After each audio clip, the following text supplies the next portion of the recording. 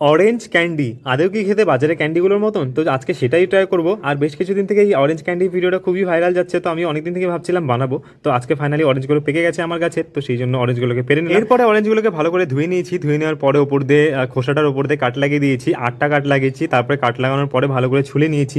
ছুলে নেওয়ার পরে এটা একটু মোটা মোটা ছিল, তারপরে এটার মাঝখান দিয়ে আরেকটা স্লাইস করে নিয়েছি। স্লাইস করার পরে এটাকে ভালো করে ধুয়ে নিয়েছি আরও একবার, তারপরে দুবার সেদ্ধ করে নিয়েছি যাতে এটার কড়া ব্যাপারটা চলে যায়, তিতো ব্যাপারটা চলে যায়। যাই হোক, এটা করা হয়ে গেলে পরে তারপরে কড়াইতে চিনি দিয়ে গোটা অরেঞ্জের জুস দিয়ে এটাকে ভালো করে একদম মেল্ট করে তারপরে অরেঞ্জের খোসাগুলো দিয়ে দিয়েছি। দিয়ে দেওয়ার পরে এটাকে একদম পুরো নাড়িয়ে চাড়িয়ে লেবুর রস আর একটুখানি বিট নুন দিয়ে এটা যখন শুকিয়ে আসবে তখন এটাকে রোদ্রে শুকিয়ে অথবা ফ্রিজারে রেখে এটাকে নামিয়ে নিলে পরে তারপরে সুগার পাউডারের মধ্যে প্রত্যেকটাকে কোট করে নিলে পরে এটা রেডি হয়ে যাবে। আমি এখানে একটা গ্রিন ফুড কালার ইউজ করেছিলাম, সেই জন্য এটা কালারে ফুল এসেছে। যাই হোক, তারপরে এটা রেডি হয়ে গেছে। আর এটা দেখতে যতটা সুন্দর লাগছে, এটা খেতে কি ততটাই ভালো।